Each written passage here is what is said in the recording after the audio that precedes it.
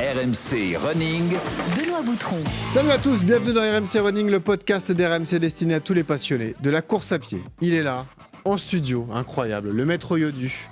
De retour de Londres. Salut Johan, comment ça va? Hello Mr. Ben, how are you? J'allais dire le pilier d'RMC Running, mais tu fais un peu ridicule avec l'invité qui est à côté de l'invité, ouais.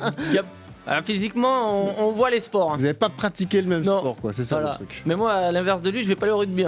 Non, c'est ça. Il n'y aura pas de transition, voilà, course à pied rugby a priori. Dans ce sens-là, ça marche. Voilà. De retour de Londres parce que tu as assisté au marathon de Londres. Magnifique marathon. On félicite notre ami Dorian Louvet qui a encore fait 2h33 sur son magnifique défi Miles of Discovery. Exact. Les 7 marathons majeurs la même année. Même pas fatigué de Boston. Rien. Voilà, on débriefera tout ça avec lui la semaine prochaine. On remercie toute la communauté pour le soutien sur les réseaux sociaux, sur Instagram, sur le Club RMC Running, sur Strava, sur TikTok aussi. Yohan Durand est sur TikTok. Et oui, allez-y, allez le suivre. Et continuez de vous abonner sur les plateformes de téléchargement. Comme ça, vous pourrez avoir les épisodes d'RMC Running en avant-première. La thématique du jour va tous vous intéresser parce que pour la plupart d'entre nous, on vient de là. Le sport collectif, que ce soit le foot, le basket, le hand. On démarre forcément par ces sports avant de se retourner vers la course à pied. Donc on a convoqué 2 ex-champions. Johan Huget qui est avec nous en studio. Salut Johan. Bonjour, ça va? Ça va et toi? Ça va. 62 sélections en équipe de France de rugby. Voilà, ouais. C'est pour ça que c'est pas le même gabarit. Non. Et c'est pas de tous les gabarits. Hein. Ouais, c'est sûr. Et c'est pas le plus lourd des rugbyman non plus. Il est assommé quoi. Sur un terrain de rugby, il aurait pas fait long feu. Qui moi? Ouais. Mais tu rigoles. On a besoin de tout le monde. Ouais, tu te serais fait attraper quoi, c'est fou. On a également Anthony Mounier qui est en direct avec nous depuis la Grèce. C'est là qu'il vit aujourd'hui, ancien footballeur évidemment. La génération 87. Salut Anto. Salut à tous, comment vous allez? Bah super, merci d'être là, mais on va donc parler de cette transition. Johan, tu vas nous donner les clés pour y parvenir, les erreurs à éviter, les adaptations à apporter. Alors enfilez vos baskets, attachez vos lacets, c'est parti pour RMC Running. Et démarrons tout de suite par des félicitations parce qu'hier notre ami Anthony Mounier a bouclé un semi-marathon en Grèce chez lui. Record perso 1h20, bravo Anto, hein. Là c'est un sacré chrono. Hein. Magnifique. Ouais, écoute, c'était l'objectif. Bon, secrètement, j'aurais aimé faire en dessous d'1h20, mais voilà, l'année dernière, j'avais commencé à courir en faisant cette course-là à 1h26. Là, je suis en 1h20, donc voilà, donc c'est bien, je suis content. 1h20, ça fait 3,50 au kilo, c'est très solide, hein, Yodu. Non, c'est solide. Il avait un RP 1,26, je crois. Donc, quand tu retranches de 6 minutes sur un semi, c'est costaud. Ouais. Donc, moi, je l'avais vu à Séville. On était ensemble au marathon de Séville faire moins de 3 heures. Et musculairement, il avait chargé sur la fin de parcours. Il nous racontera. Mais là, faire 1h20 au semi, c'est c'est un step au-dessus. Hein. Là, il peut viser des chronos aux alentours des 2h50 sur marathon, donc chapeau. Hein, c'est vrai. Parce que je le suis sur les réseaux et c'est vrai que là, même après, il a enchaîné les entraînements. Il est matrixé. Ouais. On montrera ça tout à l'heure, évidemment. Mais ça y est, je suis piqué. Je suis pris au truc. Et il y va à 6h et tout. Hein. C'est vraiment le mec piqué. Hein. Nous, on a l'image des footballeurs feignants qui dorment et tout. Là, ça y est, on a basculé. Là. C'est autre chose. Là. Ça y est, Anto, après, c'est vrai que c'est l'emploi du temps de la journée. J'aime bien commencer ma journée par le sport. Ouais. Et je sais qu'après, si je le fais pas tout de suite, et après, il y a plein de choses qui peuvent se greffer dans la journée. Et si je fais pas mon sport, je vais pas être un bon mood. Et c'est pas agréable pour tout le monde après à la maison. Donc, je préfère me lever tôt, faire mon sport. Et comme ça, après, c'est parti. Johan, t'en es où dans ta pratique de la course à pied, toi? Donc on l'a dit, longue carrière de rugbyman, arrêt sur une blessure très dure d'ailleurs à digérer, une rupture du tendon d'Achille, donc on imagine la douleur ressentie. Tu cours régulièrement aujourd'hui? Comment ça se passe alors? On essaie de faire 1 à 2 sorties par semaine, mais après... Comme tu as dit, on a eu quelques blessures, donc dès qu'on commence à rentrer, à taper, on sent pas mal de douleurs, donc que ce soit genou, dos. Non, mais c'est pas forcément lié au sport et à la pratique du rugby, mais on est encore un peu lourd. Ouais. Pour ce sport-là, il faudrait que je perde 10 kilos, je pense, mais c'est dur de perdre 10 kilos. Voilà, mais quand je le vois courir, Anthony, sur les réseaux... ça donne envie de faire de belles sorties comme ça, mais pour moi, physiquement, ça me demande beaucoup d'efforts, donc je fais des 10-15 régulièrement, mais au-delà, ça me tape dans le dos, donc on évite. Ton poids de forme de joueur, c'était quoi? Là, comme là, 96. Comme là, à 96 kilos. Je n'ai pas bougé. Ouais. Je bouge pas et Donc avec l'été, on perd 1 ou 2 kilos forcément parce qu'il fait chaud et on s'hydrate peut-être un peu moins. Mais sinon, on est toujours aux alentours de entre 94 et 96. Ça fera partie des clés, Johan, comment on s'adapte quand on a une morphologie comme ça assez imposante pour l'exigence de la course à pied, parce que ce sont des sports complètement différents. Là, d'ailleurs, tu as fait le marathon pour tous, tu pourras nous le raconter, parce qu'on imagine le calvaire que ça a été. En plus, en pleine chaleur. Je ne suis pas le bon exemple. Non, mais il y a un vrai enjeu, parce que c'est vrai que même si tu adores la course à pied, il y a forcément une adaptation morphologique. Exactement, ouais. Il faut imaginer, c'est comme si c'était un gros 4x4 sur un circuit de Formule 1, tu vois, en termes de consommation, coût énergétique, quand il pose un appui au sol, c'est pas le même appui, c'est pas la même dépense qu'un Kényan qui fait 55 kilos. Hein. C'est le double de gabarit, donc effectivement, c'est compliqué, donc c'est des défis à avoir, mais après, voilà, quand t'aimes la course, voilà, Faut maigrir. Ouais, mais... Non, mais est-ce que la musculation peut régler son problème, par exemple ? Ça dépend de quel est le problème, parce que sa vraie problématique à lui, c'est de ne pas se blesser, c'est de pouvoir courir sans avoir de douleur, sans avoir ces contraintes parce qu'ils sont liés au choc et liés à son gabarit qui est un peu fort. Donc c'est vrai que le choix des chaussures, il est primordial. Courir sur des sols souples assez régulièrement, c'est peut-être mieux que courir sur du macadam. Mais et après, fitter un peu. Mais ça c'est si vraiment on est dans une logique de performance et qu'on veut performer et tout ça. Si tu es juste dans une logique d'entretien, de maintenir et de temps en temps de se mettre des défis, voilà. Moi, il y a Benjamin Falk qu'on connaît bien et que j'ai eu le plaisir d'accompagner sur le marathon pour tous. Il est resté hyper solide, il est quand même hyper tanké pour un coureur, mais par contre voilà, il a gardé la muscu, il a gardé le renforcement, il se blesse pas et il y arrive à y aller 2-3 fois par semaine et pourtant il a pas maigri et malgré tout il fait quand même des performances correctes. Profitons de votre présence à tous les deux pour rappeler votre carrière quand même, parce que vous avez marqué vos générations. Anto, toi, la fameuse génération 87, je le disais, l'Olympique lyonnais, pour vous donner un ordre d'idée. Les branleurs, quoi, la génération. C'est surtout qu'au centre de formation à Lyon, ils jouaient entre Hatem Ben Arfa et Karim Benzema. Donc voilà. Là, pour faire la place. C'était plutôt cool. Un titre de champion d'ailleurs décroché assez vite en 2008, puis ensuite une longue carrière. Il y a eu Nice, il y a eu Montpellier, il y a eu Bologne. Ensuite, tu es parti en Grèce. Est-ce que tu aimais courir ? Est-ce que tu aimais déjà l'effort ? Tu étais un joueur d'ailleurs qui enchaînait les allers-retours sur ton couloir. Est-ce que tu as toujours eu cet amour de la course ? Après, la course à pied en elle-même, non. Mais par mon jeu, je me devais d'être endurant et je me devais d'être capable de répéter les efforts. Parce que j'ai joué, comme tu l'as dit, ailier. C'est-à-dire que tu dois défendre, tu dois attaquer. C'est des efforts assez explosifs. Et c'est vrai que j'avais cette qualité-là que Claude Puel avait relevé une fois. C'est-à-dire que j'étais endurant et j'étais à la fois rapide. Donc c'était que pour le poste d'ailier, c'était des qualités qu'il fallait. Mais après, je ne vous cache pas que quand il fallait, par exemple, l'été aller courir, voilà, c'est du footing. Je faisais un échauffement 5 minutes. Après, je faisais ma séance de 30-30 ou un peu des entraînements d'intervalle.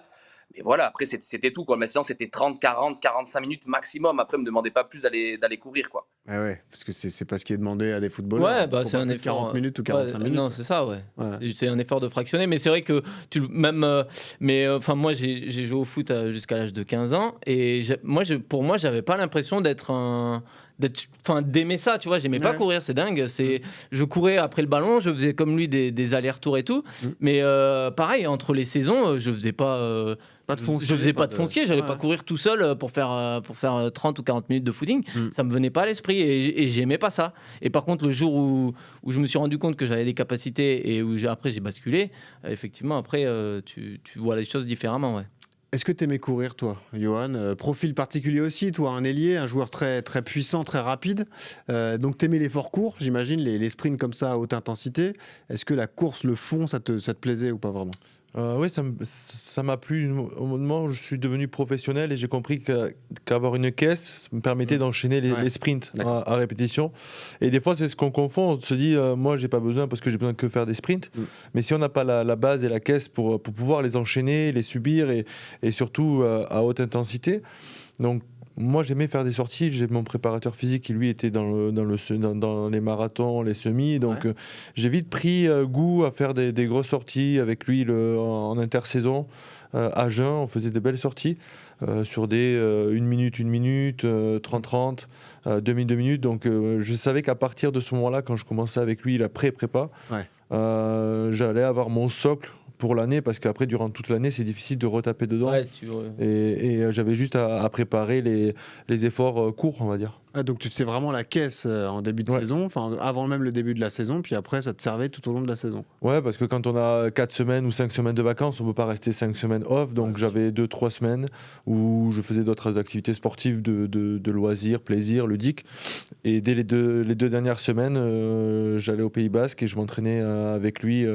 Voilà, il y a des bons spots pour courir, de beaux matins, c'est sympa, donc on ne voyait pas ça comme une contrainte. Et c'était un moment où on aimait tous les deux se retrouver, un moment convivial aussi, parce que ça fait partie, même si on se tape dedans, c'est des belles séances qu'on faisait et ça fait partie des bons souvenirs. Ça, c'est une initiative personnelle. C'est pas le club qui te forçait, c'est toi qui mettais en place ça avec ton préparateur physique pour être sûr de pouvoir assurer toute la saison. Toute la saison, les préparateurs physiques, ils auront 30-40 mecs à gérer. Donc il faut un travail de masse qui convient à certains joueurs. C'est des morphotypes complètement différents. Exactement, et on travaille tous à peu près la même chose. Bon, le groupe est scindé en deux, mais ça fait quand même 20 mecs à gérer. Et par rapport à ça, il fallait que je travaille avec quelqu'un de confiance, et il m'avait suivi à Bayonne, c'était le préparateur physique de Bayonne à l'époque. Et après, il a pris une autre route et il est resté mon prépa durant toute ma carrière. Parce que la difficulté sur une transition, Johan en plus il a été rugbyman professionnel et international en équipe de France, c'est que c'est des purs sang, c'est de la puissance pure. Ah donc, comment tu vas aller chercher des qualités sur des fibres qui sont totalement différentes? C'est ça la question. Pendant leur carrière? Là, après surtout. Ou l'après-carrière?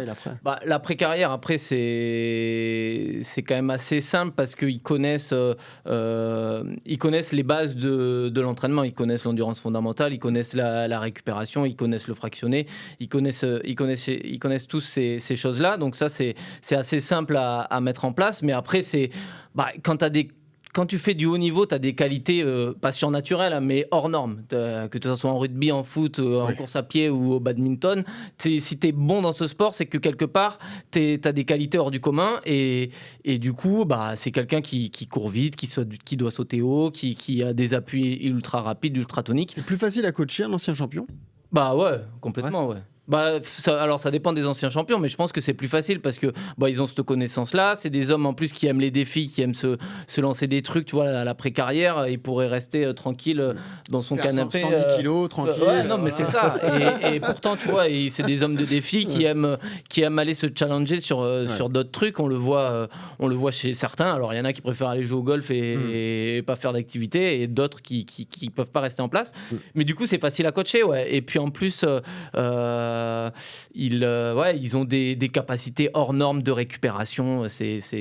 Quand tu es athlète de haut niveau, c'est que tu as des qualités de base qui sont innées, et ça, dans n'importe quel sport. Aussi, tu connais ton corps. Tu connais tes seuils aussi de douleur, d'acceptation et de dépassement de limites aussi. On n'a pas peur de dépasser et d'aller bien au-delà. Quels sont les stigmates que votre carrière professionnelle vous a laissés? On va parler de tes 2 blessures graves dans un instant, Johan, mais toi aussi, Anthony, tu vois, on en parlait juste avant. Heureusement pour toi, il n'y a pas eu d'énormes blessures. La blessure classique chez les footballeurs, ce sont les ligaments croisés. Toi, tu ne l'as jamais connu. En revanche, tu as eu des douleurs à la cheville persistantes, et encore aujourd'hui, ça te handicape sur ta pratique de la course à pied, quoi. Ouais, en fait, voilà, moi j'ai eu une entorse mal soignée c'était en 2015, 2016. Voilà, tu joues dans un club, il y a des matchs à jouer, tu t'arrêtes 10 jours, on te force, mais enfin, on te fait comprendre qu'il faut jouer. Donc, forcément, des fois, tu joues avec la douleur. Donc, sur le coup, tu le sens pas forcément. Mais après, tu vois, 5-6 ans après, c'est quelque chose que j'ai payé. J'avais une cheville pleine d'arthrose, avec cartilage abîmé. J'étais arrivé à un point où j'avais plus du tout de mobilité sur ma cheville droite. D'ailleurs, comme on en discutait avant, si tu regardes des vidéos quand je cours, tu vois qu'il y a une petite boiterie. C'est pas douloureux. C'est pas douloureux à l'effort. Mais voilà, j'ai cette douleur. Par contre, après, je peux te dire qu'après un marathon ou un semi-marathon, les 2-3 jours qui suivent, si tu me croises en ville marcher, tu verras que je vais boiter aussi. Mais voilà, c'était pareil dans le foot, et c'est un peu pour ça. Je suis passé sur le billard il y a 2 ans ou 3 ans, je me rappelle même plus, juste pour nettoyer l'articulation. Et le chirurgien qui m'a opéré, il m'a dit: mais comment tu fais pour jouer avec une cheville comme ça? J'arrivais à un point où j'avais plus de mobilité, c'est que quand je courais, ma cheville ne bougeait plus, donc c'était comme un pied qui était raide. Et derrière, après, tu peux te faire mal au dos, la hanche. Et après, c'est les choses qui suivent. Donc, la course à pied, c'est vrai que j'appréhendais un peu parce que je me suis dit, c'est quand même la base, quoi. C'est là, quand tu cours, c'est tes pieds qui touchent en premier le sol. Et je me suis rendu compte aussi de l'équipement. La paire de chaussures fait une grosse différence. Moi, pendant ma carrière, j'allais courir avec des baskets, avec n'importe quoi. Les crampons sur la route. Non, des vissés. Des crampons vissés sur la route. J'avais la mairie derrière qui me gueulait dessus, je faisais des trous sur la route. Mais non, je rigole. Mais non, avec des paires de baskets qui n'étaient pas adaptées à la course à pied, tu te flingues le dos, tu te flingues les articulations. Et là, aujourd'hui, avec un bon équipement déjà, je pense que ça aide vachement. C'est sûr. Johan, on le disait, donc toi, 2 grosses blessures, une dont tu es revenu, les ligaments croisés. C'était quelle année d'ailleurs ? 2015. 2015. Quel genou ? Genou droit. Premier match de Coupe du Monde. Ouais, contre l'Italie. Exactement. Donc difficile de sortir. Combien de temps t'as mis d'ailleurs pour revenir de cette blessure ? C'était entre 6 et 8 mois. On a pris du temps parce que ça arrivait sur la fin de saison. Les matchs importants arrivaient et il fallait être prêt. Et moi, ça faisait 6 mois que j'avais rien fait. Du coup, on a ralenti sur la prépa. Ouais. Et j'ai repris en septembre. Enfin, j'ai repris avec le groupe dès la reprise. Aucune séquelle ? Tu t'en es remis ? T'as pas perdu d'élasticité du genou, tout ça Jamais eu trop d'élasticité déjà. Pour mettre les choses dans leur contexte. Okay, ouais. Donc, déjà, ça règle le problème. Donc à partir de là, non, on fait en fonction de notre genou au quotidien. On le sent. S'il y a des raideurs sur des changements de terrain, des terrains secs, terrains mous. Donc en fonction de ça prenait un peu plus de temps pour récupérer. Mais après, non, pas de séquelles particulières. L'autre est beaucoup plus douloureuse, tu l'as décrit bien d'ailleurs dans ton livre qui est sorti il y a quelques semaines, c'est donc cette rupture totale du tendon d'Achille. Là où je dis que c'est plus douloureux, c'est que, entre guillemets, tu l'as senti venir, puisque tu avais des douleurs persistantes, d'ailleurs tu le disais à tes proches, jusqu'au jour où ça a lâché. On a tous cette image du coup de fusil, quoi, le truc, on voit l'élastique péter, c'est ce que tu as ressenti, et on imagine cette douleur qui était insupportable. J'ai eu la chance de voir un coéquipier à la muscu en train de faire des squats, avoir cette même blessure-là. Oh, sur un squat sur une machine à squat, et il s'écroule. Et du coup, il se retourne en pensant qu'on lui avait fait une blague, on lui avait jeté quelque chose sur le tendon, et, comme un élastique. Ouais. Et, un coup de fouet ou un coup de ceinture. Et il me dit, mais vous êtes fous, quoi, pourquoi vous m'avez fait ça ? Et, non, on n'a rien fait. Et alors qu'il se retourne, on était tous à 3 mètres, on le regardait quasiment pas.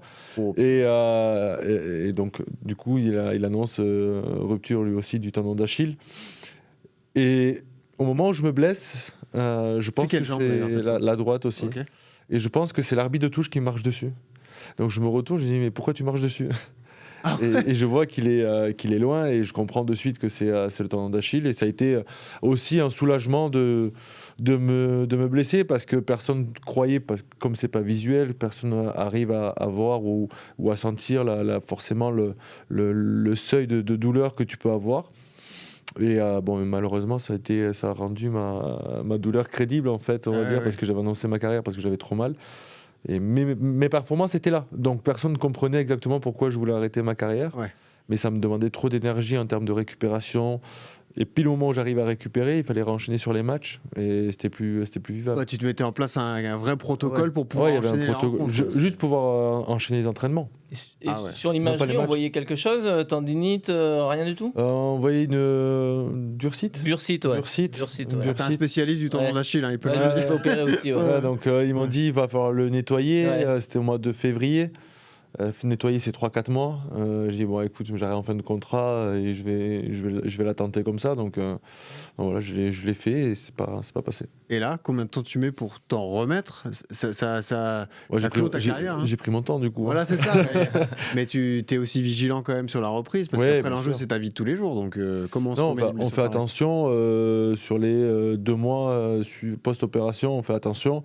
On suit le protocole de bottes, baisser les talons à chaque fois pour vite remarcher, mais on n'a pas cette pression de vite rejouer. Donc j'ai l'impression d'avoir récupéré plus vite qu'en me mettant une pression du style il faut que je reprenne dans 3 mois parce qu'il y a ce match là où c'est un match à domicile, c'est un match important, et j'ai l'impression d'avoir récupéré très vite de cette douleur, et surtout d'avoir évacué le fait de ne plus avoir mal au quotidien. C'est un soulagement, c'est se lever. Ça faisait 2 ans que je me levais. Tu boitais en te levant comme C'était horrible. J'avais une fille en bas âge. C'était horrible. Il fallait d'abord que je le chauffe dans le lit avant de descendre. Ah oui, vraiment. On bouge la cheville dans le lit. Pendant 1 à 2 minutes, je faisais à gauche, à droite. C'était assez long comme routine matinale. Après, je faisais bain chaud, bain froid avant de m'entraîner sur la cheville. C'était un truc. Mais ça rentre dans le quotidien, donc on s'en rend même plus compte que ce qu'on fait juste pour aller faire un entraînement de 40 minutes, c'est aberrant. Aujourd'hui, plus de douleur ? Non, aujourd'hui, plus de douleur. C'était un soulagement, j'ai arrêté, plus de douleur nulle part. On a toujours un petit problème, même quand on court, on a toujours un mal à la cheville. Tension, de temps en temps. Des petites. T'as pas ce qu'a Anto, quoi. Cette cheville qui se bloque un peu, c'est la cheville d'appui où tu la sens un peu quand les kilomètres s'enchaînent ? Non. Le genou, oui. Le genou, je pense que je sentirai toute ma vie. Quand il pleut, dès qu'il pleut. Qui gonfle, qui se met à raidir un peu dès qu'on enchaîne trop de kilomètres. Et c'est un peu le variateur de notre blessure. Anto, vas-y, tu voulais rajouter un truc, vas-y. Non, je disais, moi, c'est pareil. Le matin, tu vois, quand je me lève, je sens la cheville, je peux te dire quel temps il fait dehors. C'est ça, l'humidité. Ça coince. Et c'est vrai que moi, cette mobilité-là, tu vois, le chirurgien me l'avait dit. Il me l'avait dit, même si je t'opère, on va nettoyer un peu toute l'articulation, mais je la retrouve pas. Tu vois, j'ai un pied qui descend bien et l'autre qui est arrêté, qui descend pas. Donc même pour faire des squats, tu vois, je peux pas descendre en squat complet parce que j'ai un côté. Il y a un côté qui descend et pas l'autre. Ça y va pas. C'est ça. On compense. Donc après, je pense que mon corps il s'est habitué aussi. Je pense que le corps il s'est habitué, il trouve une position, une façon de faire qui t'as une compensation, Mais tu compenses, donc à faire attention. Tu vois, c'est ce que j'avais demandé à Yodu, c'est la course à pied, c'est un sport mécanique. Et forcément, plus tu allonges les distances, plus tu vas faire de pas, de répétitions et tout. Et si tu as une mauvaise position, une mauvaise posture, tu auras un déséquilibre musculaire qui peut te causer des blessures. Donc il y a des conséquences indirectes. Ah oui, complètement. Donc c'est-à-dire que, est-ce que Anto et Johan doivent être vigilants à tout ça ? Bon, ils se connaissent bien, ils se connaissent par cœur, ils savent analyser des douleurs. Mais est-ce que justement ce petit déséquilibre quelque part, il faut y être vigilant ? Il faut faire attention. Alors déjà, ils ont fait le bon choix, c'est de faire du marathon sur un sol plat et propre et lisse, de la route dans l'axe. Si c'était mis sur trail, je pense que ça aurait été un peu plus compliqué. C'est sûr. Parce on connaît nos limites. Avec des chevilles et un genou en vrac, à la première descente à 20%, ça termine en roulé-boulé. Donc et alors après, effectivement, il faut faire attention parce que tu as forcément des compensations. Admettons, tu as une pathologie au genou ou au tendon d'Achille, tu vas créer une boiterie qui va te créer une tension à l'ischio sur la jambe d'à côté. Donc il faut faire attention à ça. Mais après, c'est vrai que, comme il le dit, c'est aussi, comme c'est des athlètes de haut niveau qui ont toujours joué avec plus ou moins des fois avec des pathologies, tu te connais et tu sais que le corps, il s'adapte. Et après, c'est à toi de jongler avec ça, l'entraînement, avec la récup, à soigner, à faire des semelles, à faire des choses, à mettre un protocole en place pour que malgré tout, tu puisses pratiquer ton sport. Question bête, mais ce sont des sports de duel et de contact, notamment le rugby. Est-ce que ça vous manque, ça, aujourd'hui ? Johan, est-ce que ça te manque ? Le contact, un peu. Un peu le contact quand on est habitué, mais j'ai un peu de paddle à côté aussi. Il n'y a pas de contact non plus, normalement. À part si le contre le mur. Un peu contre le mur, où on peut taper son coéquipier. Voilà, mais non, je plaisante, mais le contact ne me manque pas. J'en ai pris tellement que de ne plus avoir de douleur, ça me suffit et me comble largement. T'as pas le manque des courbatures du lendemain ou du surlendemain, quoi. On les a, on fait un peu de course, un peu de paddle aussi. On puise sur des efforts courts intenses. Donc on a de belles courbatures après. Ça te manque, toi, Anto ? La confrontation, pas les contacts, mais c'est plutôt les contacts, non, mais c'est plutôt l'ambiance, là, tu vois, le stade, quand tu regardes les matchs à la télé ou que je vais assister à des matchs. Tu vois, t'as un peu, quand tu es dans un stade, tu as un peu ce manque de dire, tu as envie d'aller sur le terrain. Jouer. Mais voilà, aujourd'hui c'est fini, il faut savoir se ranger et puis regarder les autres. Après j'ai les enfants à côté, donc ça me permet aussi de continuer à être au bord des terrains quasiment tous les week-ends et tous les jours avec eux. Donc on continue tout doucement comme ça. Le sport, ça a toujours été votre vie. Est-ce que vous avez maintenu un peu de la muscu quotidienne et tout, ou est-ce que là aussi vous avez mis de côté ? Johan, est-ce que tu as arrêté ça ?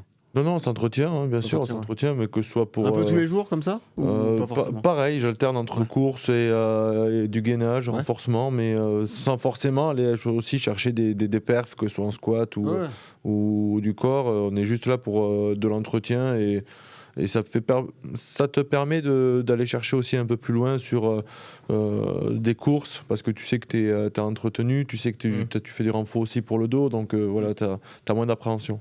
Et toi, Anto ? Toi, oui, vu comme t'es gainé, les abdos et tout. Non, moi, je crois que j'ai une fois par semaine, je pense que je suis off, vraiment off. Mais sinon, après tout le reste du temps, déjà, tu vois, depuis janvier, quand je préparais Séville, j'étais passé pour le marathon pour tout, j'étais à 3 séances de course par semaine. Et je me suis rendu compte, si tu veux franchir un palier, il faut augmenter le nombre de sorties. Et là, tu vois, je suis à 5 sorties par semaine. Et plus après renfo à côté, ça m'arrive même de faire course plus renfo. Je suis un peu fou avec ça, mais c'est là-dedans que je me retrouve, c'est là-dedans que je me sens bien. Donc tant que mon corps il suit. Et puis quand je me dis avant quand tu faisais le sport et que tu dois être performant, il faut savoir être frais aussi pour le jour de la compétition. Là, si un jour je suis plus fatigué qu'un autre, je me couche plus tôt. Je veux dire, j'ai pas de compte à rendre derrière, je dois pas être performant derrière pour un match ou pour telle compétition. Donc ça me permet des fois de bien pousser. Et si je suis trop fatigué, le lendemain je récupère et j'ai pas d'objectif, je veux dire, à aller chercher à vouloir me préserver. Je me couche plus tôt, puis voilà.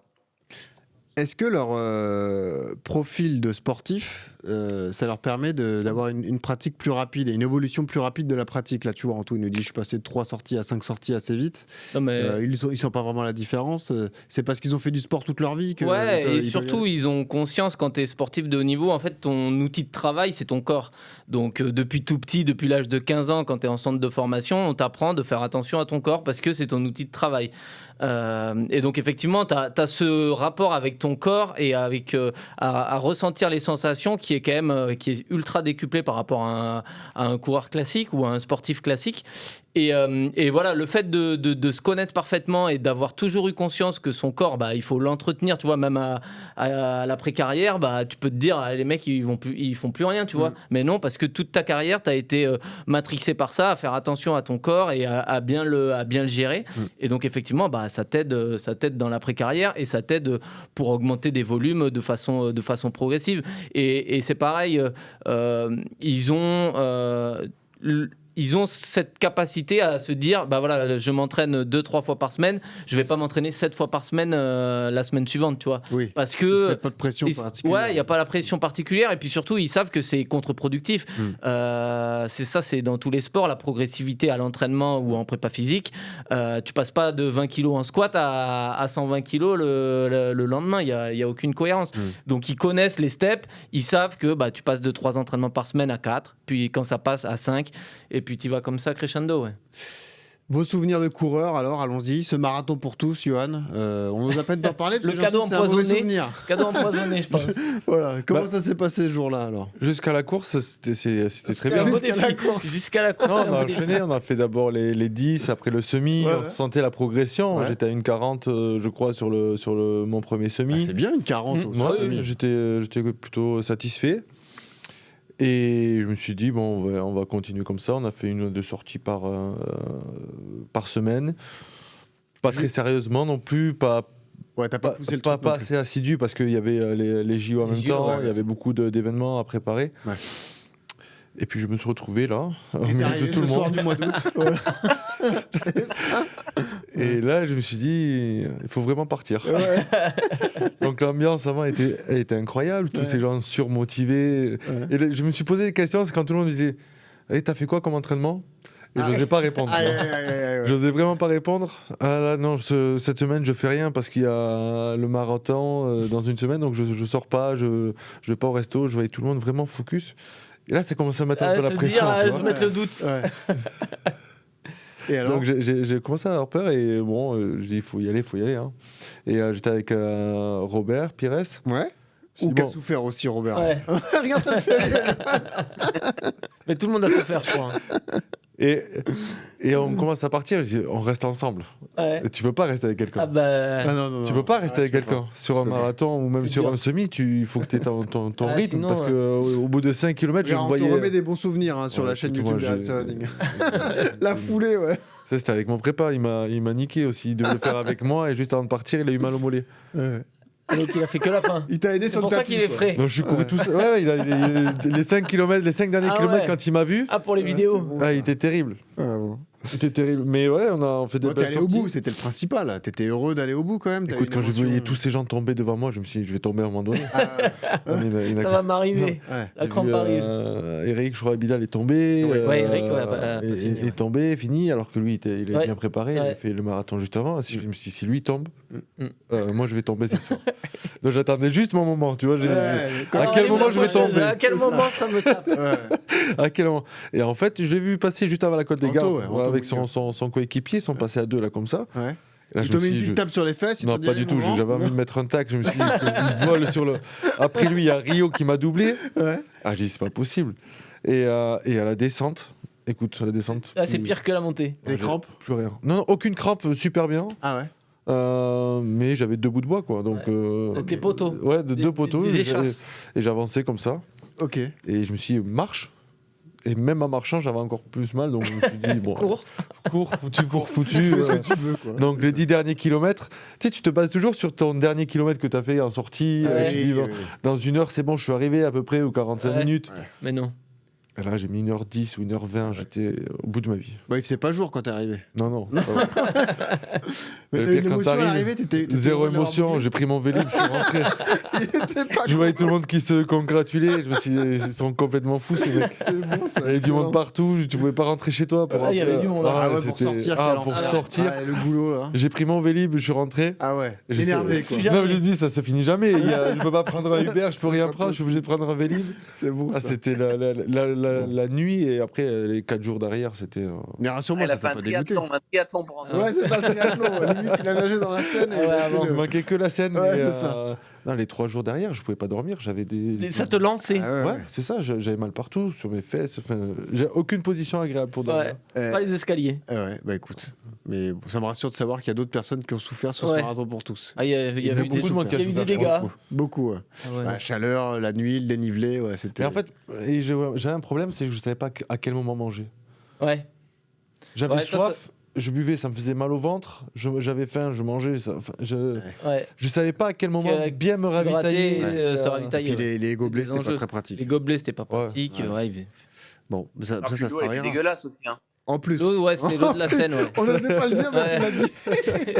Ils avaient pris l'eau de la Seine. Donc... Ouais. Bah, vas-y, Anto, raconte-nous ton marathon pour tous alors. Non, bah écoute, moi déjà la prépa, moi je l'ai faite en plein été en Grèce, donc tu vois la chaleur, pas forcément peur. Oui. Moi je fais des sorties, j'étais obligé de partir à 4h du matin, et même à 4h du matin il faisait déjà 30 degrés, tu vois, sauf que t'avais pas le soleil, mais il faisait déjà super chaud. Ah ouais. Et du coup, écoute, le marathon, je pars, donc j'avais mes allures, je suis bien, et je vais te faire une confidence, donc j'avais peur de cette côte, donc à les premières côtes, je crois que c'était du 15 au 20e, donc ça va. Et après, arrivé aux celles qui montent vraiment, je croise Dorian dans la côte. Ah, là, je me sens pousser des ailes, je le croise, je me sens, je commence à pousser un peu, et j'arrive en haut de la côte, donc en haut de la côte, c'était au 30e. Donc 35, 10 km ou 32, il restait 10, ouais, 10 ou 12. Ouais. J'arrive et je dis en fait, parce que le marathon, les gens ils te disent le marathon c'est un sport, c'est de fou, c'est pas humain. Et moi j'arrive au 30e et après je vais te faire une confidence sur un autre qui a fait le marathon de Paris et qui lui est arrivé la même chose et il m'a dit exactement pareil que toi. Ouais, cette vidéo là. Ouais. Là, tu vois monter vite. Hein. Ah là, tu montes vite. C'est là où je l'ai croisé. Ah ouais, il est passé comme ça. Hein. Ah ouais. Mais comment t'as pu laisser passer ça, Johan? T'aurais dû lui mettre un mec comme ça. Moi, je suis pas passé dans les arceaux là. Ah ouais. J'étais pas là pour faire la fête. Non, mais là, ça se plaque un mec qui passe comme ça à côté de toi. J'arrive au 30e. Donc du 30 au 32e dans la descente, je récupère un peu. Et tu vois, je commence à être bien. Et après, par contre, et je me suis dit, en fait, le marathon, c'est ça, il me reste 10 km, comme Johan, il a dit avant. Le marathon, c'est de l'eau, ouais. 50 minutes, je suis arrivé, nickel. Et là, du 32e au 34e, je commence à retrouver mon rythme. Et au 34e, une crampe qui arrive sur un muscle de mon corps que je connaissais même pas. T'as vu sur le devant du tibia, là. Et mon pied, il partait comme ça. Mon pied, il partait comme ça. Tout seul. Il voulait plus. Il partait tout seul sur le côté. J'ai dit, waouh. Donc là, je ralentis, j'avance bien, je suis bien. Je commence à retrouver au 36e ischio. Mais là, ischio, je me dis, je me suis pété. C'est-à-dire que je m'arrête. T'as cru que c'était un claquage, Ouais, mais en plus, je vois des mecs, des pros, hein, des mecs en cycliste, débardeurs et tout sur le côté en train de se garer. Ils étaient cuits. J'ai dit, mais eux, comment ils ont l'air d'être pros, tu vois? Comment ils font pour être sur le côté? Et moi, et au 36e, j'ai compris ma douleur. Hein. Et là, impossible. J'avançais plus. Et dès que je voulais allonger ma foulée, derrière la boule, elle arrivait la crampe. Et te remordait. Je vais jamais finir. Et là, je me suis dit, je vais pas finir. Je vais pas finir. Et là, j'arrive. Après, tu arrives dans un état comme ça où tu sais plus où tu es. Donc, tu t'alimentes plus. Tu sais, tu prends plus le gel comme il faut, tu bois pas bien, déshydraté et tout. Et là, j'arrive à l'arrivée, je dis plus jamais de ma vie, je fais un marathon. C'est pour tout ce sport, vous êtes des malades, je fais plus ça, tu vois. Et puis, le pire, c'est quand tu passes sous les ponts, ça descend, ça s'arrête jamais ce truc. Oui, bien sûr. Mais après, le parcours était dur. Hein. Après, je veux pas te réconcilier avec le marathon, mais t'as fait le plus dur. T'as pas être plus dur que ce que t'as fait, Johan. Là, si tu retournes, tu trouveras un truc plus facile quoi qu'il arrive. Il y en a des marathons difficiles, mais celui-là, il était particulièrement difficile. Et tu vois, en parlant de marathon, l'anecdote, il y a Morgan Schneiderlin qui a fait le marathon de Paris. Là, exactement. Il est venu dans le podcast d'ailleurs, juste après. Eh ben, on s'appelle après le marathon et je lui ai dit, il m'a dit, écoute, Anto, ça m'a fait comme toi, jusqu'au 35e, 36e. Je lui ai dit, mais attends, les gens, ils font toute une histoire du marathon, c'est tranquille. C'est facile. Au 37e, il m'a dit, j'ai pris un mur. Les 5 km les plus longs de ma vie. Et c'est ça, en fait, je pense qu'ils disent que, tu sais, ils appellent ça le mur du. Bah, moi, on me disait ça, le mur du 30e kilomètre. Mais je pense qu'il faut le changer, le mur. Ils l'ont changé au 35e. Hein, 35e. Mais parce que t'es assez bien préparé. Moi, j'ai pris à 30. Hein. Celui qui n'est pas préparé, il le prend plutôt. Hein. Il y en a plusieurs. Il y en a plusieurs. C'est un enchaînement de murets comme ça. Les 10 derniers kilomètres, ils étaient terribles. C'était long. Quand tu peux plus avancer, c'est ça. Quand tu peux plus avancer, tu te dis, mais les trucs que je passe en 20 ou 25 minutes. Tu mets 1 heure pour y arriver. Tu mets 1 heure. Tu marches, t'as mal, tu recours, t'as mal, tu t'arrêtes. Et ce panneau de chaque kilomètre, il arrive jamais. Et puis tous les gens à côté qui disent vas-y. Il est pas loin devant. À 2h du matin, il n'y a plus grand monde. C'est ça. Il y avait des cadavres. Il y avait des cadavres au sol. Il y avait des gobelets partout. Ceux qui sortaient de boîte. C'est ça, c'est sûr. Bon, en tout cas, c'était un souvenir incroyable. Si on revient sur notre sujet, Johan, et qu'on parle donc de la transition, passer d'un sport co à la course à pied, déjà, est-ce que ceux qui nous regardent ou qui nous écoutent, est-ce que tu peux leur donner des conseils si jamais ils veulent pratiquer les deux? Parce qu'il y a beaucoup de rugbymen amateurs, de handballeurs amateurs, de footballeurs amateurs qui se disent moi j'aime bien courir, ça me fait une récréation, parfois je vais faire un semi après un 10. Est-ce qu'on peut cumuler les deux déjà? Ouais, les deux peuvent se faire sans aucun problème. Si tu es coureur et que tu veux faire un sport co comme le foot ou le rugby ou n'importe quoi, il y a le côté course qui a des avantages et le côté sport co qui a des avantages aussi. L'avantage du sport co, c'est que c'est un sport social. La course, t'es solo, généralement t'es tout seul contre toi-même. Si tu fais que ça, des fois tu peux devenir dingo parce que des fois tu peux parler à personne. Si tu cours tout seul chez toi, tu peux le pratiquer comme ça de façon individuelle. Côté social, sur le sport co, c'est très bien, tu vois tes potes, tu t'amuses, c'est un jeu en plus, c'est différent de la course à pied où le seul plaisir que tu trouves, c'est dans l'effort, tu vois. Donc ce côté-là, pour le coup, le sport co a cet avantage-là. Et à l'inverse, pour le sportif qui lui fait du sport co et qui va de temps en temps sur un sport, sur la course à pied, c'est pour le côté cardio. Le côté condition physique, c'est la base de tous les sports. La condition physique, que tu fasses n'importe quel sport, à un moment donné, si t'as pas le cardio, si t'es pas capable d'enchaîner les efforts, de répéter les trucs, au bout d'un moment, tu t'épuises et tu perds un petit peu. Donc effectivement, tu peux y aller. Un footballeur peut aller de temps en temps faire de la course pendant 30-40 minutes. Est-ce qu'on peut être performant? Est-ce qu'on peut faire une prépa de 10 ou semi si on continue de jouer au foot régulièrement? Ouais, alors après, la vraie difficulté, c'est qu'il ne faut pas se blesser. C'est juste qu'il faut y aller à dose homéopathique.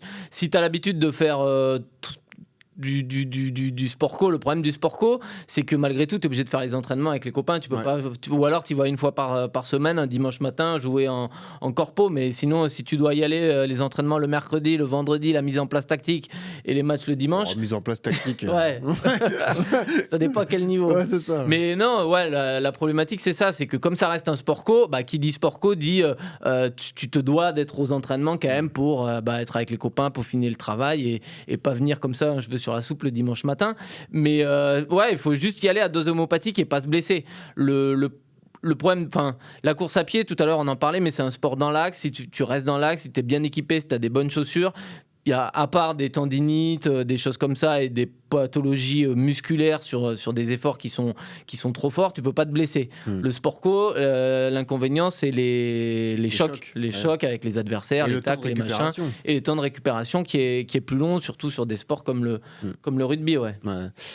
Tu peux pas optimiser ton potentiel si tu continues à pratiquer un sport co. Non, c'est compliqué. À un moment donné, il faudra faire un choix parce qu'effectivement, il y a quand même une contrainte à allier sport co et sport individuel.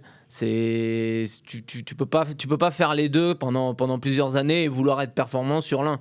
Mais par contre, faire les deux pour le côté plaisir de la chose et se dire de temps en temps, je fais du 10K, du semi ou même un marathon, mais par contre, je veux garder mon sport co en sport principal. Je trouve que c'est pas mal, ouais. Il y a des points forts que tu développes sur les sports dont on a parlé, sur le rugby, sur le foot. C'est surtout au poste auquel jouaient Johan et Anthony, c'est le sprint court, l'explosivité. J'imagine, les gars, sur les séances de fractionné, vous ne souffrez pas trop d'ailleurs. Même toi, Léo, si tu fais du fractionné, du 30-30 et tout. On va le chercher quand même, donc on repousse les distances. Mais c'est un effort auquel ton organisme est habitué. Ouais, il est habitué, ça c'est sûr, il est habitué, mais je ne sais pas si on s'habitue au fractionné quand même.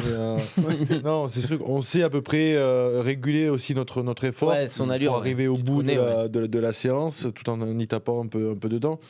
Mais là où j'aimerais comprendre, c'est ces trois phases que tu as dans la course, où beaucoup de gens qui débutent ou qui démarrent par le running, c'est cette phase où tu t'ennuies au début. Tu vois. Et moi, je suis passé par cette phase-là et j'ai failli arrêter, mais j'aime ça, donc tu vas un peu plus loin. Et j'ai l'impression que ça arrive après 5 km où tu rentres dans une forme de, je sais pas, de méditation, je sais pas si on dit ça, mais tu t'oublies un peu. Un état différent, ouais. Tu t'oublies un peu, mais les 5 premiers... Le démarrage... Il est long. Les 15 premières minutes, tu t'ennuies, tu vois, tu tournes un peu en rond, tu réfléchis à tout ce que tu as à faire, et d'un coup, tu sais pas, boum, ça part, et là, t'es bien. Ouais. T'as les endorphines, tu crées des espèces d'endorphines, là, les hormones un peu du plaisir. Et c'est vrai que effectivement, t'as cette phase-là. Donc, pour contrer cette phase-là, ce qu'il faut faire pour les coureurs débutants, le conseil, c'est soit d'y aller en groupe, à 2, 3, avec des potes. Comme ça, justement, ce premier quart d'heure qui est un peu dur de mise en route, où tu te dis, c'est super long. Moi, ce qui parle là, je le ressens quand je vais faire du vélo. Quand j'ai 60 bornes à faire de vélo et que j'y vais solo, mais les 20 premiers, ils sont longs, mais je me dis, c'est interminable ce truc. Et par contre, une fois que tu as passé 30, là tu commences à envoyer, tu te régales et tout, et là ça passe bien. Donc y aller en groupe, ou alors après courir en musique ou autre, ou des fois être capable de penser à des trucs. On parle souvent des fois que tu as des idées en courant, c'est-à-dire que tu laisses ton esprit vagabonder, et des fois pour les chefs d'entreprise et tout, ils te disent putain, j'ai eu ce déclic en courant, parce que ton cerveau il se met un peu sur off et t'oublies un peu tous les soucis, et par contre t'es hyper créatif. Anto, tu as dû le ressentir toi aussi, parce que le principal écueil à éviter quand on démarre la course à pied, c'est que tous on court forcément trop vite. Il y a cette notion d'endurance fondamentale où il faut courir doucement pour aller créer cette base foncière. Je suis persuadé que tu es passé par là, Anto. C'est footing trop rapide, et tu as dû le payer d'ailleurs. C'est sûr et certain, je le vois à sa tête. Non, ça c'est sûr. J'ai compris, après le marathon pour tous, mes sorties EF, comme on appelle, parce que je dis parce que maintenant je suis un coureur. Ouais, ça y est, il a basculé, ça y est. Les sorties EF pour la préparation marathon pour tous, je les faisais trop rapide, tu vois. J'étais trop rapide. Et après avoir discuté avec pas mal de gens, ils m'ont dit non, et en fait, il faut une image vraiment qui m'a aidé à changer mon allure sur le EF, c'est-à-dire que tu dois être une allure où tu t'ennuies quasiment. Tu dois être capable de parler. C'est ça. Ouais. Tu vois, donc c'est paradoxal. Tu pars faire ton sport, mais tu t'ennuies. Ouais. Et voilà, c'est une allure. Et aujourd'hui, c'est ce que là, tu vois, j'ai des gens qui me voient courir ici en Grèce, et j'ai organisé là tous les samedis matins c'est pareil, j'organise un petit groupe et quand ça commence à grandir, tu vois, on a commencé des 3-4 personnes, là, on arrive à être une quinzaine, une vingtaine. Ouais. Et c'est pareil, c'est des gens qui ont du mal à se mettre au sport tout seuls. Et comme tu disais, Yoann, tout à l'heure, c'est-à-dire que les 15 premières minutes, ils s'ennuient et donc ils abandonnent et ils rentrent chez eux. Et le fait d'aller courir en groupe, eh ben, ça leur permet de faire. J'ai une dame qui est venue il y a 15 jours, elle n'avait jamais couru plus de 5 km. On était en groupe, elle a fait 7 km, tu vois. Donc du coup, ben voilà, le groupe, ça aide. La force du groupe, s'il y en a un qui est un peu moins bien, et ben le fait d'être en groupe, il ne va pas lâcher aussi. Quand tu as un engagement, tu te dis oui, il y a un groupe, j'ai dit que j'étais présent, ben, ton réveil sonne le matin, tu vas y aller parce que tu n'as pas d'excuse, tu dois y aller pour te présenter au groupe. Et voilà, toutes ces choses-là font que ben, les gens y prennent goût. Et c'est vrai que sur cette endurance fondamentale, je leur dis au début, quand vous partez courir, allez-y vraiment tranquille, quoi, un rythme où voilà, vraiment être lent. Et je leur dis, genre par exemple, les plus grands champions qui courent des marathons en 2h10, 2h15, ils courent leur EF. Regardez-le lui, là. Lui, 5 kilos. 5 kilos, voilà, ça 5 ou 5,30 parfois, il court le marathon en 2,10, 2,12. Bien sûr. Ouais, voilà. Donc, c'est l'exemple concret. C'est ça. Et ça, je l'ai bien compris. Je l'ai bien compris. Et aussi pourquoi, c'est ce qui m'a permis aussi d'enchaîner, de pouvoir passer maintenant à 5 ou 6 en semaine. Parce que si tu vas sur tes sorties EF, que tu t'envoies, comme moi je faisais, le lendemain, tu peux pas remettre les chaussures et aller faire un fractionné, par exemple. Alors que ton footing EF va te permettre de récupérer de ton fractionné de la veille et te préparer pour la séance d'après, tu vois. Donc après, c'est toute une logique d'entraînement qui fait que tu peux te permettre de courir quasiment tous les jours. J'ai un souvenir terrible au mois de juin de l'année dernière, sur un footing du dimanche matin, comme ça, au Bois de Boulogne, j'avais croisé Robert Pires. Sur une sortie comme ça, j'ai l'impression qu'il était puni. Il avait un visage. Il était un EF. Ah, il avait aucune envie d'y aller, tu sais, avec sa façon de courir en canard. Là, tu sais, Robert, tu vois comment il court. Il a fini le marathon. Ah, il a fini, mais c'était un calvaire pour lui. Il avait aucune envie d'y aller. Ouais, c'était fou. Le pire, c'est quand Dorian l'avait amené faire une séance de 10 x 400. Ah ouais, sur la piste, à tourner sur en la rond. piste, il me dit, écoute, Yoann, c'est la première dernière fois. C'est bon ça. Mais Anto, tu dois être fort par contre sur les séances comme ça. Toi, ancien footeux, ancien ailier, sur tout ce qui est 400, 500, tout ça, tu dois être assez solide, hein, c'est sûr. Ouais, ça c'est des séances que j'aime bien, mais par contre, je les fais pas sur piste. Ah, tu les fais en dehors. Je déteste la piste. Ouais. Je les fais dehors sur des lignes droites, tu vois. Ouais. Mais sur la piste, je déteste courir sur la piste. Tu vois. Bon, ça viendra. Ça viendra, rassure-toi. Mais ça, c'est peut-être parce qu'ils ont été traumatisés par les prépas physiques. Ah, c'est je sais pas si c'est pas parce que vous avez été traumatisés par les prépas physiques qui vous faisaient peut-être tourner en rond sur la piste en début de saison ou autre, non? Mais non, moi je sais pas, mais là la piste pour l'instant, j'y arrive pas. Je me mets sur des grandes lignes droites, même si des fois tu fais des 600 mètres. Donc sur une ligne droite, c'est interminable. Hein. Oui, c'est long. Mais je préfère que de faire des tours de piste. Hein. Ok. Ça ressemblait à quoi vos prépas physiques à vous, d'ailleurs, sur le foncier et tout en début de saison avec le Stade Toulousain Bizarrement, on s'est enlevé de tour de piste qu'on a pu faire quand je démarrais à l'époque. Ah, t'es passé par là quand même. On y est passé, mais ça c'est quand j'étais au centre de formation et on faisait des tours de piste, voilà, le Vameval, on faisait ça, le truc interminable. C'était une base. Et là, maintenant, on associe plus le jeu dans la prépa. C'est-à-dire qu'on peut faire des séances 1 minute, comme on peut le faire en sortie, sauf que là, on met le ballon au milieu, on demande beaucoup d'efforts. Et je trouve que c'est en adéquation avec ce qu'on fait, parce que dès avant, les mecs qui font 140 kilos, tu leur demandes de faire des 1000 mètres. De leur faire des 1000 mètres alors qu'ils en courent 4 ou 5 par match, grand maximum, et tu leur demandes de faire 5 km de. J'imagine pas un Winnie Antonio sur un 5 x 1000. Déjà, je le vois, il a du mal à courir sur n'importe quel match. Là, tu te dis comment il fait pour jouer, surtout. Ouais, c'est fou. Mais il est toujours là. C'est fou. Et avec là, je pense que c'est l'anticipation. Tu arrives à anticiper. T'es plus malin. T'es plus malin. Tu fais plus les efforts inutiles. Tu les anticipes. Et c'est la force aujourd'hui de quelqu'un qui a l'expérience et l'autre qui a un peu. Mais les prépas physiques de Sportco ont beaucoup évolué aussi. On le voit, la prépa physique, les datas, c'est devenu hyper important dans les Sportco. Il n'y a plus rien qui est laissé au hasard, à l'inverse des années 90 où j'ai souvenir des prépas physiques comme prof de PS, tu vois, avec le chrono et tu tournes.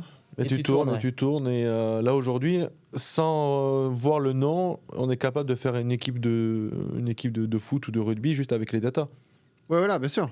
Sans se dire, on prend les 4 ailiers, on prend celui qui a fait la meilleure semaine, on ne sait pas qui c'est, si c'est un jeune ou pas, et on le met. Et ils sont sûrs de réaliser à part le schéma tactique et tout ça. Mais ils sont sûrs de réaliser un bon match physiquement avec ces joueurs. Parce qu'ils ont tellement donné qu'ils savent exactement ce que ça va. De donner sur la puissance, la récupération et l'intensité. Ouais, c'est fou. Et puis la forme du moment. Même dans le foot aujourd'hui, tu as des clubs. Parce que moi, j'ai un peu basculé aussi sur le côté un peu agent de joueur, tout ça. Tu as des clubs, avant de proposer des joueurs, c'est-à-dire que tu leur proposes n'importe quel joueur, ils le rentrent dans leurs données de data. Si les données ne correspondent pas, en gros, aux fichiers qu'ils ont, eux, pour leur club, le joueur, ils vont pas le prendre. Même si le mec sur un terrain, il va être un top joueur, si ces datas ne rentrent pas dans la politique du club, il le regarde même pas. Il y a des clubs comme ça, des clubs anglais beaucoup, que si ton joueur, tu leur proposes, il correspond pas à leur fichier de data, ils vont même pas le regarder, alors que c'est quand même un sport à la base, tu vois. C'est ce que j'allais vous dire. Vous êtes quand même sur des sports de talent. Il y a du flair, surtout à vos postes à vous. C'est un moment. C'est la décision humaine qui fait la différence. On est formaté. Formaté à enchaîner. Et puis, les joueurs aussi maintenant se réfèrent à ces datas. Avant, on était capable de sortir du match et de se dire j'ai fait un bon match. Personnellement, faire son autocritique. Aujourd'hui, le joueur va chercher ses datas. Il regarde le nombre de plaquages, de plaquages qu'il a fait, le nombre d'accélérations. Enfin, tu vois ce que je veux dire. Donc ça. C'est un peu biaisé parce que tu n'arrives pas à te faire ton autocritique, tu as besoin d'aller chercher toi-même les datas pour savoir si tu as fait un bon match. Puis derrière ça, tu regardes la vidéo pour te dire est-ce que j'ai fait ou pas un bon match. Ouais, mais Louis Bielbiarré, il est très fort, pas parce qu'il a des qualités physiques énormes, c'est aussi parce qu'il a un sens du rugby et tu vois, ça suffit pas. Il a une grosse qualité physique. Non, mais au départ, bien sûr, il a une vitesse de course hallucinante. Même au-delà, c'est la caisse qu'il a, ce garçon. Tout le monde pense que c'est sa vitesse. Mais il y a du flair rugbystique, non, quand même. Il a un peu de flair, mais tous les joueurs à ce niveau-là, ils ont du flair. C'est vraiment le physique qui fait la différence. Cette capacité-là à accélérer, tu le vois, les joueurs, que ce soit en équipe de France, ou à Bordeaux, il récupère le ballon, il regarde où il est, et il tape dans son axe pour qu'il accélère. C'est ça, tu vois. Mais parce qu'ils savent qu'il est capable d'enchaîner ces sprints-là de 50 ou 30 mètres à répétition et qu'il a la caisse. Donc, ok. Ça aurait été un bon coureur de 400. Oui. Très très bon. 200, même 200. Ouais, 200. T'as pas envie de l'affronter, non. Ça c'est sûr. Et t'as Penaud de l'autre côté.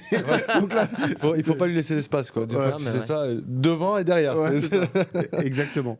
Si on en revient à tous les sportifs amateurs qui nous écoutent, les rugbymen, les footballeurs et tout, si là on a parlé de la façon de concilier les deux, si on arrête, si on se dit bah voilà, j'ai l'âge aussi, j'ai plus envie de me lever le samedi matin pour aller jouer avec les potes et tout, je veux basculer complètement sur le running, ce qui est un peu en train de vivre Anto par exemple, qui s'est mis à fond dans le running. Bon, Anto il a été professionnel donc c'est différent, mais pareil, quels sont les conseils que tu donnes là, Johan? Cette progressivité est importante. C'est la base. Mais qu'est-ce qu'il faut travailler en priorité? C'est ça, c'est cette base foncière, l'endurance, c'est ça qui va manquer. Ça dépend de ton sport. Si tu prends un cycliste, Nasser Bouhanni ou Lilian Calmejane, ils ont une caisse de malade mental. Martin Fourcade ou je sais pas qui, ceux qui ont une VO2 des glingos, eux, le cœur va pas monter. Eux, le cœur, il va pas monter. Tu vois, eux, il faut qu'ils fassent de la borne, il faut casser des fibres musculaires pour qu'ils apprennent à justement. Ça a été. C'est musculairement qu'ils vont souffrir. C'est musculairement qu'ils vont souffrir eux, parce qu'ils ont jamais eu d'impact au sol. Il est sur son vélo, musculairement, il était bien. Là, lui mettre des impacts au sol, c'est différent. Donc quand tu viens d'un sport porté, même un nageur, tu vois, un skieur, un nageur, les gens comme ça, eux ils ont la caisse, il faut les faire bosser musculairement, faut faire du renfort un peu spécifique course à pied, il faut faire un peu de plio, faut leur donner du pied, il faut qu'ils fassent de la sortie longue pour un peu casser de la fibre musculaire. Et à l'inverse, celui qui avait l'habitude de courir mais qui faisait des efforts courts et intenses, répétés mais pendant 80-90 minutes mais qui durait 10 secondes, eux c'est l'inverse, eux il faut leur faire la caisse pour que justement ils durent dans le temps, quoi. Donc, ça vous l'a fait les gars d'ailleurs, Johan, la première fois où tu as couru 80 minutes, tu t'es dit j'ai couru un match de rugby. Est-ce que tu as pensé à ça ou pas? C'était sur le semi, c'est ça. 1h40 bien sûr. J'ai essayé de comparer mais c'était interminable. C'est quand la mi-temps? Non, le semi sincèrement c'était pas interminable. Je pense que c'est une bonne pour moi, c'est une bonne distance pour moi parce que le 10 km ça part trop vite. Ça te met le couteau sous la gorge, t'es asphyxié au bout de 2 bornes. Dès les 2 bornes, tu vois, en fait, j'ai fait les 10 km des Champs-Élysées, je me suis fait avoir. Ils sont tous partis à fond. Aussi, ils sont tous partis à fond. Et cette année-là non, il y a avant le marathon, je suis monté, j'ai fait le 10, j'ai fait le semi. Et le 10 km, c'est un peu trop intense pour moi. Et on a fait les Champs-Élysées, ça montait, ça descendait. Ça descend. C'était un peu compliqué, mais le semi, c'est entre deux. Bien. Le semi est parfait, c'est pas trop long, 1h30, je pense que je peux y arriver. Mais sinon, 80 minutes à courir, il y a un peu moins d'impact. C'est ça. C'est ce qui t'a posé problème, Anto, toi aussi au début, parce que il faut s'habituer mentalement à courir aussi longtemps. Et on l'oublie d'ailleurs quand on sort du prépa marathon, et on a tous une piqûre de rappel quand on commence à refaire les sorties longues, 2h, 2h10 et tout. Anto, c'est ça qui est dur à gérer au début, c'est l'usure mentale de courir 2 heures, quoi. C'est fou au début. C'est ça. Moi, en fait, c'est pour ça qu'après le marathon pour tous, j'ai pas voulu couper, en fait. J'ai voulu toujours continuer à courir parce que je me suis dit, comme ça, je vais garder un peu le rythme. Essayer de garder une sortie longue par semaine, pas les sorties longues que tu arrives en fin de préparation marathon à 28 ou à 30 ou à 32, mais essayer sur mes sorties longues de rester aux alentours de 20, 22, 23, tu vois, comme ça. Quand je vais rebasculer sur une prépa marathon, je n'aurai pas tout ce trou à combler si je fais que des sorties de 10, 12, tu vois. Donc, c'est pour ça que... Et là, c'était marrant parce que quand j'ai préparé mon semi, pour le semi de hier, l'année dernière, quand je le préparais, j'avais peur. Quand j'étais sur la ligne de départ, 21 km, c'est long, j'avais jamais fait, etc. Et là, maintenant que j'ai fait des marathons, quand je me préparais pour le semi, c'est autre chose. Tu vois, tu n'as plus l'appréhension. Alors que quand tu vas sur un marathon, tu sais que le marathon, ça rigole pas. Oui, que tu en as fait 10 ou 1, tu as peur. C'est le même effet. Tu vas souffrir. Tu sais que tu vas souffrir. C'est la distance, tu la respectes. Exactement. Non, là j'ai bien compris. Moi j'ai vu sa tête avant le marathon de Paris il y a quelques jours et il avait peur comme vous. C'est que ça reste 42 bornes, que tu les cours en 2h10 ou en 4h, tu sais que tu vas morfler. C'est ça. Tu morfles autant. Donc, tu gagnes quand même 2 heures. Quoi. Tu gagnes 2 heures de sieste. C'est pas négligeable, mais pour revenir à ce que disait Anthony, c'est que moi, quand j'ai fini le marathon, je voulais pas recourir. J'ai mis 1 mois et demi avant de remettre des running au pied où c'était terrible.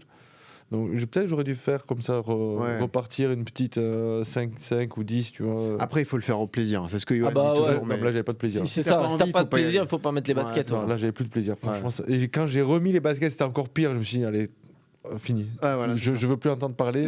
J'ai du mal à courir. T'es fâché avec la distance du marathon ou non, tu y reviendras? Non, jamais. Jamais. Attention, faut jamais dire jamais. Pourquoi jamais? Parce que ça me convient pas, c'est trop long. Non mais va sur un parcours différent. Je pense qu'il faut que tu essayes un parcours un peu plus ludique. Je pense qu'il faut essayer un parcours. Il l'a fait Anto, il a fait Séville. Il peut te le dire. Là, tu vois. Oui. Je sais pas. Franchement, sur Paris, il était horrible pour un premier. Nous, en plus, on découvre la distance, l'effort, il était incroyable. Et après, maintenant, tu sais ce que c'est, donc tu n'auras plus la surprise de cette longue distance, mais tu verras que si tu te prépares, tu n'as pas la même souffrance que sur celui du marathon pour tous. Là, c'était horrible. J'ai oublié que je n'ai pas fait de prépa aussi, c'est pour ça. Qu'est-ce qu'on fait? On lui lance un défi aussi. Je pense qu'il faut lui lancer un défi. Tu sais que la plus longue sortie que j'ai fait, c'était 18 km avant le marathon. Voilà, t'étais mal préparé. Voilà. Regarde, admettons. Je sais pas si c'était mal, mais j'étais préparé, quoi. Admettons, je te dis, on t'encadre sur une préparation, sur 3 mois de préparation. Le meilleur coach de France à tes côtés, l'homme à la mèche, là, celui qui te regarde, qui est juste là. Et on t'emmène sur un marathon de fin d'année. Tu signes ou tu signes pas? Quelle fin d'année? Valence, par exemple. En décembre. Valence. Cadeau de Noël. Autoroute à perf. Tout plat. Il n'y a pas 1 mètre de dénivelé positif. Tu n'auras pas de montée de côte des gardes. L'avantage de décembre, c'est que derrière, tu récupères et tu t'envoies pour Noël et jour de l'an. En plus, j'ai pas pensé à ça. Tu signes ou pas? T'es un homme de défi ou pas? On m'a dit, faut pas prendre de décision hâtive. Mais on peut réfléchir. Tu réfléchis alors. On peut réfléchir. Ok. C'est plus facile qu'un tournoi de destination ou c'est sûr, mais il faut les tenir, quoi. Si c'est pour faire 4 heures et quelques comme j'ai fait, c'était long, quoi. Ah non, si t'as la bannière RMC Running, tu nous respectes par contre. Oui, tu le fais correctement. Tu vas pas pour faire 5h30. Nous on te ramène pas, sinon tu restes là-bas. Il y a un moyen. Au 28e, tu coupes, tu tombes au 36. J'ai vu ça. J'ai vu que ils sont bons les mecs qui coupent aussi là. Maintenant tu peux plus parce que tu as des puces sur les dos. Le principe de faire une course pour couper. Ils sont bons. Là, il y en a des génies aussi. C'est les mêmes mecs qui se font rémunérer pour courir sur Strava. Exactement, pour s'envoyer sur Strava. Et juste pour terminer, Yoann, on a parlé des conseils comme ça, ceux qui arrêtent les sport co qui passent au running. quelles sont les erreurs à éviter? Parce qu'on fait tous des erreurs, notamment quand on se lance comme ça dans la course à pied. L'erreur, la première, c'est celle qu'a fait Anthony, c'est-à-dire d'aller trop vite, de pas respecter les b.a.-ba de l'entraînement avec l'endurance fondamentale qui doit quand même représenter presque 70% de ton entraînement. Donc ça, c'est quand même la base. Et après, c'est d'être bien équipé. Tu vois, c'est vrai que le running, il n'y a pas besoin de grand-chose. Il y a besoin d'un chrono et une bonne paire de chaussures. Mais l'équipement est super important, surtout quand on n'a pas l'habitude de venir du sport de la course à pied. Tu vois. Tout à l'heure, je prenais l'exemple du vélo, mais effectivement, quand tu n'as pas l'habitude des chocs, je peux te dire, les périostites, 2 mois après, le mec qui a jamais couru, il a une périostite sûr s'il est pas bien équipé ou l'essuie-glace ou l'essuie-glace s'il fait pas bien les choses. Donc effectivement, y aller de façon progressive dans l'entraînement, garder de l'endurance fondamentale, coupler toujours avec votre sport. Tu vois, si tu faisais je sais pas moi du vélo ou du ski de fond, tu maintiens ton activité, ce que tu faisais. Et puis voilà, se lancer des défis qui sont atteignables, pas se dire vas-y dans 6 mois je fais moins de 3 heures au marathon quand t'en as jamais fait, tu vois.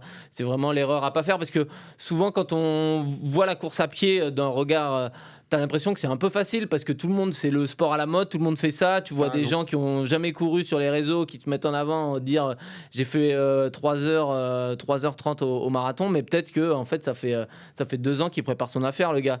Donc voilà, pas se comparer aux autres et y aller vraiment de façon progressive. On t'enverra en stage de ski de fond si tu viens avec nous, comme ça voilà, tu feras une semaine et puis tu seras au top. Yann. Non, je plaisante. Non, mais au Pays Basque, il a de quoi s'entraîner, il va se régaler là. Ouais, exactement. Anto, toi t'as basculé, t'es à la recherche de perf. Il y a eu ce marathon de Séville. Ça y est, t'es matrixé. Ta seule envie, c'est d'y retourner et d'aller battre ton record personnel. Là, je regarde le chrono que t'avais fait. Ouais, t'avais fait tout juste en dessous des 3 heures, 2h59-40 au mental. C'était assez fort. Et tu sais que ça, c'était incroyable parce que quand je pars, là aussi, pareil, encore une erreur. Tu vois, c'est le deuxième marathon, j'apprends. Enfin, la régularité du gars. Mon allure, aux alentours à 4, tu vois, 4, il faut que je sois aux alentours des 4,15. Ouais.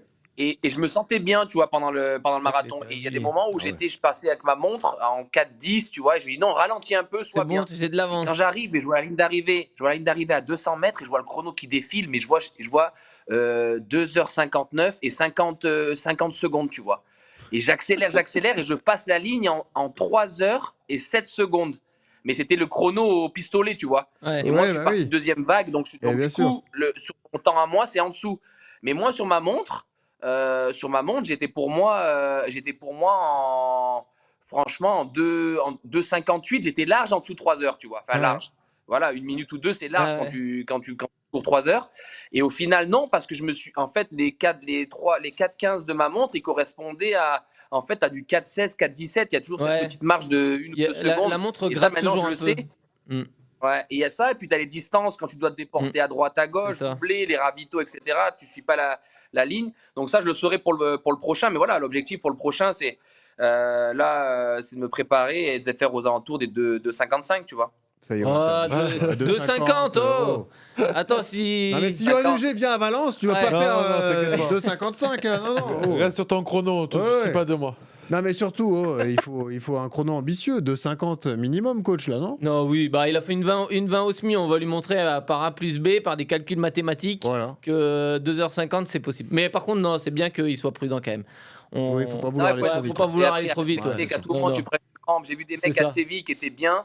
Au 41e qui crampe et qui tombe par terre. C'est pour ça que je te dis, c'est jamais fini. Tant que tu n'as pas passé la ligne, c'est jamais fini. Le 27 avril, prédire un chrono au 3 décembre, bon, on va attendre le 20 novembre et l'entraînement, voir ce que tu as foutu pour dire ce que tu vois. Hein. Tu veux dire qu'on teste Yoann Huget sur le 24 Paris et puis après il y a la saison estivale, vous oubliez quand même.